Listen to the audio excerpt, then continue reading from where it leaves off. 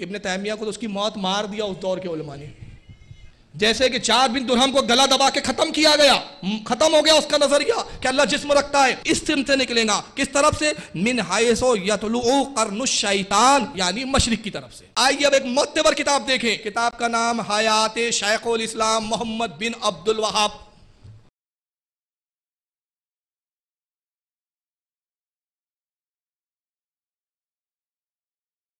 تو پہلا فتنہ پرور آپ نے جانا کون تھا؟ ایک فتنہ پرور کے چہرے سے بھی میں نے نقاب اٹھایا، وہ تھا ابن تیمیہ۔ اب آئیے، ابن تیمیہ کو تو اس کی موت مار دیا اس دور کے علماء نے، جیسے کہ جعد بن درہم کو گلا دبا کے ختم کیا گیا، ختم ہو گیا اس کا نظریہ کہ اللہ جسم رکھتا ہے۔ 661 ہجری میں ابن تیمیہ نے جعد بن درہم کے عقیدے کو زندہ کیا، اور اس زمانے میں ابن تیمیہ کے اس نظریہ اور عقیدے کی دھجیاں اڑائی گئی، عقیدہ ختم ہو گیا۔ تو اس کے بعد ایک شخص اور پیدا ہوا جس نے اس عقیدے کو دوبارہ پھر زندہ کیا۔ اب وہ شخص کون تھا؟ اس کا تعارف میں حدیث کی روشنی میں دوں گا، تاکہ آپ دیکھیں کہ ہمارے علماء جب بولتے ہیں تو بغیر دلیل کے نہیں بولتے۔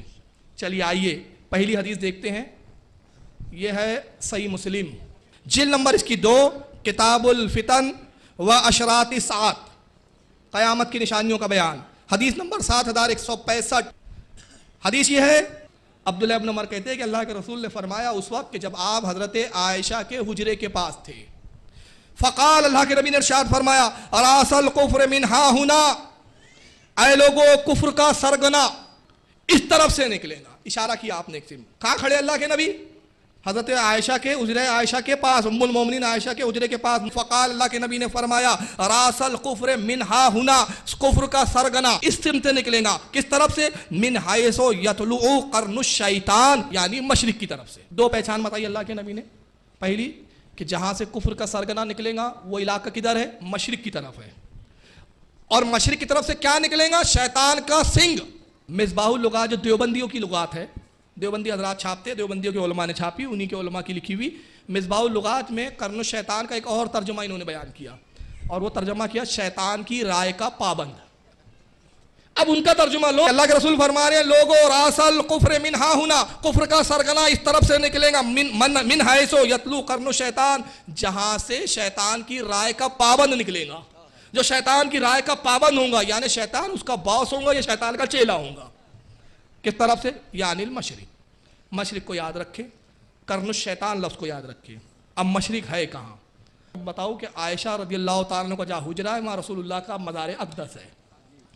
روضہ رسول کی طرف جائیں اور سرکار کے روضے کا جو حضرت عائشہ کا دروازہ تھا اسی دروازے کی سمت کھڑے ہو جائیں، اور جب وہاں سے مشرق کی طرف دیکھیں تو کون سا علاقہ آتا ہے؟ وہ آتا ہے نجد کا علاقہ، اور نجد کا نام انہوں نے بدل دیا۔ کیوں؟ حدیث میں بتایا تھا نجد کے بارے میں، نام رکھ دیا انہوں نے ریاض۔ میں نے کہا اگر کوئی طوائف اپنا نام پارسا بیگم رکھ دے تو نام بدلنے سے کیا اس کا کام بدل جائے گا؟ نہیں ہو جائیں گی، جو اصل ہے اصل ہے۔ تو اگر تم نے نجد کا نام بدل کے ریاض رکھ دیا تو کیا نحوست ختم ہو گئی؟ اب آئیے یہ نجد کے لوگ تھے کون، ان کا کردار کیا تھا؟ یہ بخاری کی حدیث سے ان کو بخار لائیں، یہ بخاری ہے۔ ابھی آپ نے سنا مشرق کی طرف نجد ہے، اور سرکار نے فرمایا وہاں شیطان کا گروہ نکلے گا۔ بخاری شریف جلد نمبر 2 صفحہ 1051، کتاب الفتن، امام بخاری رضی اللہ تعالیٰ عنہ حدیث بیان کرتے ہیں، عبداللہ ابن عمر کہتے ہیں کہ اللہ کے نبی نے ایک مرتبہ ذکر کیا، ذکر فرمایا اور دعا کی، اور دعا میں کہا اے اللہ برکت نازل فرما، برکتیں دے۔ کہاں؟ ملک شام میں، ملک شام میں برکت نازل فرما، ملک یمن میں برکت نازل فرما۔ وفی نجد، قالوا وفی نجدنا، یہ نجد کے بھی لوگ وہاں تھے۔ اب دیکھیں حدیث میں تو لفظ نجدی آ گیا صاف، وفی نجدنا، قالوا وفی نجدنا، انہوں نے کہا نجد کے لوگوں نے، اللہ کے نبی نجد کے لیے بھی دعا کیجئے۔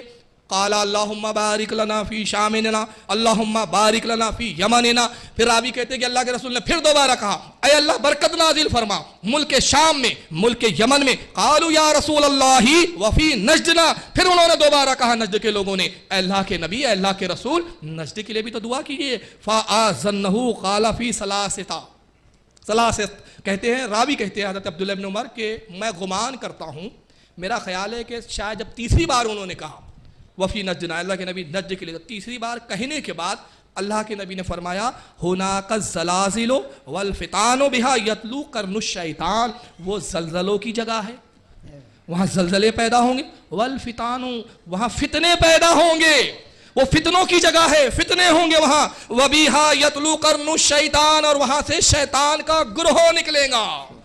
کہاں سے نکلے گا؟ نجد سے. تو 3 جگہوں کے یہاں نام آیا. اب حدیث کی طرح ایک خاصیت دیکھیں آپ، امام بخاری نے اس کو لایا. اب بڑی خاص بات سنیں آپ. اس جگہ 3 ملکوں کے نام ہیں، ملک شام، یمن اور نجد. 2 کے لیے دعا کی جا رہی ہے. نجد کے لوگ موجود ہیں، شام کے لوگ موجود نہیں ہیں وہاں، یمن کے لوگ موجود نہیں ہیں وہاں. اسلام یمن میں بھی نہیں پہنچا رسول کے زمانے میں، اور شام میں بھی نہیں پہنچا، نجد میں پہنچ گیا تھا. آپ اس پہ تھوڑا سا توجہ دیں، میں جو بولنا چاہ رہا ہوں. کیوں؟ ملک شام فتح ہوا حضرت عمر ابن خطاب کے زمانے میں، یمن فتح ہوا حضرت عمر ابن خطاب کے زمانے میں، اور دور رسالت ہے، ظاہری حیات میں نبی موجود مدینے میں، اور دعا کیا ہو رہی ہے؟ ملک شام میں برکت، ملک یمن میں برکت. اور نجد کے لوگ بظاہر ایمان لا چکے، ایمان کے دعوے دار کھڑے ہیں. یا رسول اللہ نجد کے لیے، نبی نجد کے لیے دعا نہیں کر رہے. وجہ کیا تھی؟ نجد کے لیے دعا اس لیے نہیں کی گئی، فتنوں کی جگہ تھی. غیب داں نبی نے بتایا فتنے وہاں سے نکلیں گے، شیطان کا گروہ وہاں سے نکلے گا، اور جہاں سے نجد کے عیاش نکلے وہ جگہ فتنوں کی جگہ ہوتی ہے. اور تم نے کیا راجدھانی اس کو ہی بنا ڈالا. طوائف نے کیا کیا؟ پارسا بیگم نے راجدھانی ریاض کو بنا ڈالا، مدینہ ان کو راجدھانی نہیں سجا. اب نجد سے یہ نجد کو لپ پوت کرنے کی ضرورت کیوں پڑی؟ اس لیے کہ ابن تیمیہ کا مردہ عقیدہ زندہ کرنے کے لیے 1115 ہجری میں محمد بن عبد الوہاب نجدی وہیں پہ پیدا ہوا. سارا لفڑا یہ ہے. تو اس سے پہلے کہ میں بتاؤں ابن عبد الوہاب تھے کون، ان کا تعارف بھی ذرا حدیث سے بتاتا ہوں. حضرت ابو سعید خدری رضی اللہ تعالیٰ عنہ صحابی رسول کہتے ہیں ہم رسول اللہ کی خدمت میں حاضر تھے. صحابہ کرام اللہ کے نبی مال غنیمت تقسیم فرما رہے تھے. جنگ میں جو مال آیا تھا اس کو سرکار تقسیم کر رہے صاحب میں. تبھی ذو الخویسرہ نام کا ایک شخص آیا. اب سیرت کی کتابوں میں اس کا حلیہ بھی آیا کہ اس کی آنکھیں دھسی ہوئی تھی، گال پچکے ہوئے تھے، بڑا عجیب و غریب بھیانک شکل کا آدمی تھا ذو الخویسرہ. یہ آیا کس قبیلے سے تھا؟ یہ بنی تمیم سے. اب اس کو یاد رکھے، ذو الخویسرہ کس قبیلے سے ہے؟ بنی تمیم، بھولنا مت. اب وہ آیا شخص کیا کہتا ہے رسول اللہ سے؟ سنو اے اللہ کے نبی انصاف سے کام لو. یہ نبی کی گستاخی کر رہا ہے، نبی کو گویا کہہ رہا ہے کہ محمد صلی اللہ علیہ وسلم آپ انصاف سے کام نہیں لے رہے ہیں، انصاف سے کام لو، برابر برابر بانٹو. یہ کیا ہے؟ کسی کو زیادہ دے رہے ہو، کسی کو کم دے رہے ہو. فقال ویلک فمن یدیل اذ لم عدل. اللہ کے نبی نے فرمایا، آپ دیکھیے جملے حدیث کے کیا، فقال اللہ کے نبی نے فرمایا ویلک تجھ پر خرابی ہو، اللہ کی مار ہو. معلوم ہو گیا جو گستاخ رسول ہوتا ہے رسول اس پر خود لعنت بھیجتا ہے. ہم بھی تو یہی کرتے ہیں. گستاخی کی تھی نا تو نبی نے کہا اللہ کی لعنت ہو تجھ پر. فمن یدیل اذ لم عدل، اگر میں ہی انصاف نہیں کروں گا تو پھر انصاف کون کرنے والا بچہ؟ میں اگر انصاف نہیں کر سکا تو پھر کون ہے جو روئے زمین پر انصاف کر سکے؟ بڑی طویل حدیث ہے. عمر ابن خطاب نے تلوار نکالی. یہ جو ہے نا سنی بس انہی سے سیرت لیتے ہیں. کہا یا رسول اللہ اجازت دیجئے اس گستاخ کی ابھی گردن الگ کر دیتا ہوں. عمر رکھ دو میاں، رحمت للعالمین ہے، رکھ دو. اور غیب داں نبی ہے، غیب دیکھ رہے ہیں، نگاہ دیکھ رہی. اے عمر اس کو قتل کر کے تم اس پورے فرقے پہ قابو نہ پا سکوں گے. اس کے اور بھی ساتھی ہے، یہ اکیلا نہیں ہے. نبی کو یہ بھی پتا کون کون ہے اس کے مجاز کا. شاید یہ سب ان کی پول پٹی کھلتی ہے اس لیے بولتے رسول کو غیب نہیں تھا، تاکہ غیب رسول کا انکار کرو تو اپنے باپ دادا محفوظ رہے، اور غیب مان لیں گے تو اپنے باپ دادا سب برہنہ نہ نظر آئیں گے حدیث کی روشنی میں. تو اس لیے اصول بنایا. علم غیب نہیں تھا رسول اللہ کو. رسول اللہ نے کہا عمر تلوار رکھو، اس کے اور بھی ساتھی ہے، تم ان پر قابو نہیں پا سکتے، یہ نکلیں گے کیڑے مکوڑوں کی طرح. اب حدیث کے الفاظ سنیں. رسول اللہ نے فرمایا اے عمر یہ وہ لوگ ہیں کہ اتنی نمازیں پڑھیں گے، اتنی نمازیں پڑھیں گے، اتنے روزے رکھوں گے کہ ان کی نمازوں اور روزوں کو دیکھ کر تم اپنی نمازوں کو حقیر جانو گے. پہچان کیا بتائی اللہ کے نبی نے؟ ہے فطرت کے اعتبار سے گستاخ، نبی کی تعظیم نہیں کریں گے، مگر ظاہری طور پر نشانی کیا ہے؟ نماز بہت پڑھیں گے، روزے بہت کریں گے. آئیے نماز کی طرف، آئیے نماز کی طرف. دن رات یہی عشق رسول کی بات کبھی منہ سے نہیں نکلیں گے. نماز بہت پڑھیں گے، اور اس کے بعد فرمایا روزے اور اتنی پڑھیں گے کہ تم اپنے روزے اور نمازوں کو حقیر جانو گے. اور اس کے بعد فرماتے سرکار قرآن پڑھیں گے، قرآن حلق سے نیچے نہیں اترے گا، مطلب قرآن نہیں سمجھیں گے. دین سے ایسے نکل جائیں گے جیسے تیر شکار سے نکل جاتا ہے، یعنی تیر کمان سے نکل جاتا ہے. دین سے ایسے نکل جائیں گے. یہ حدیث نے واضح کیا کہ ذو الخویسرہ جو شخص تھا وہ بنو تمیم کا تھا، گستاخ تھا، اور اللہ کے نبی نے فرمایا اس کے قبیلے کے لوگ بنی تمیم کے یہ نکلتے رہیں گے، قیامت میں آئیں گے، نمازیں خوب پڑھیں گے. یاد رکھیں. اب آئیے ایک حدیث دیکھتے ہیں. یہ بخاری کی حدیث ہے. بخاری شریف جلد نمبر 2 صفحہ 630. وہ کہتے ہیں اللہ کے نبی صلی اللہ علیہ وسلم کی طرف قبیلہ بنو تمیم کے لوگ آئے, اور ذو الخیسرہ کس قبیلے کا تھا؟ بنی تمیم کا, یاد رکھیں.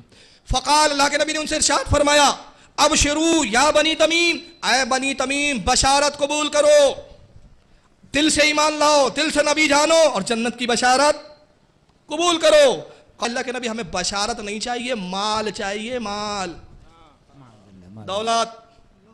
دولت دیجئے, بشارت کیا دے رہے یا رسول اللہ؟ اللہ کے رسول کا چہرہ متغیر ہو گیا, جلال آ گیا, غصہ آ گیا سرکار کا. فجاء ناس من اہل الیمن, سرکار پھر یمن والوں کی طرف مخاطب ہوئے, قبیلہ یمن کے بھی لوگ موجود تھے, سرکار نے ان کی طرف رخ کیا. فقال النبی صلی اللہ علیہ وسلم, اللہ کے نبی نے اہل یمن سے ارشاد فرمایا, اقبلوا البشرا, اے اہل یمن تم بشارت قبول کرو. اذ لم یقبلھا بنو تمیم, حالانکہ بنو تمیم نے بشارت لینے سے انکار کر دیا ہے. قالوا, انہوں نے کہا, قد قبلنا یا رسول اللہ, ہم نے قبول کر لیا. انہوں نے قبول کیا, اور ویسے کرنی انہیں دے دیا گیا. تم نے مال دولت اور جمع کی تو تمہیں پیٹرول دے دیا گیا, سونا دے دیا گیا, دولت دے دی گئی, عیاشی تم لو, مال تم لو, سنیوں رسول تم لے جاؤ. سبحان اللہ, سبحان اللہ. فیصلہ ہو چکا ہے. بخاری کی حدیث ہے, بس رفعین ہی پڑھو گے بخاری میں, بخاری کی حدیث ہے, لے جاؤ مال, وہاں دولت ہے, اگر وہ حق پر نہ ہوتے تو دولت مند کیوں ہوتے؟ نبی نے دے دیا, لے دولت لے چل. بنو تمیم تم دولت لے لو. بنو تمیم کی 2 کوالٹی بتائی میں نے. پہلی کوالٹی, بنو تمیم کا خبیث نے گستاخی کی, نبی نے کہا اس کی نسل نکلیں گی, قیامت تک آئیں گی. دوسری, بشارت کو بولنے کی. آئیے اب ایک معتبر کتاب دیکھیں, کتاب کا نام حیات شیخ الاسلام محمد بن عبد الوہاب, کتاب کے مصنف علامۃ الشیخ احمد بن حجر, تحقیق و تصحیح علامۃ الشیخ عبدالعزیز بن باز. اب دیکھو کیا چھاپا جاتا ہے, حیات شیخ الاسلام عبد الوہاب, ابتدائی حالات, نام شیخ محمد بن عبد الوہاب نجدی کا پورا نام محمد بن عبد الوہاب بن سلیمان بن علی بن محمد بن احمد بن راشد تمیمی ہے. کون ہے تمیمی؟ بشارت قبول نہیں کی, دولت لے لو, سنیو رسول تم لو, اویس قرنی تم لو, شام والو 40 ابدال تم لو.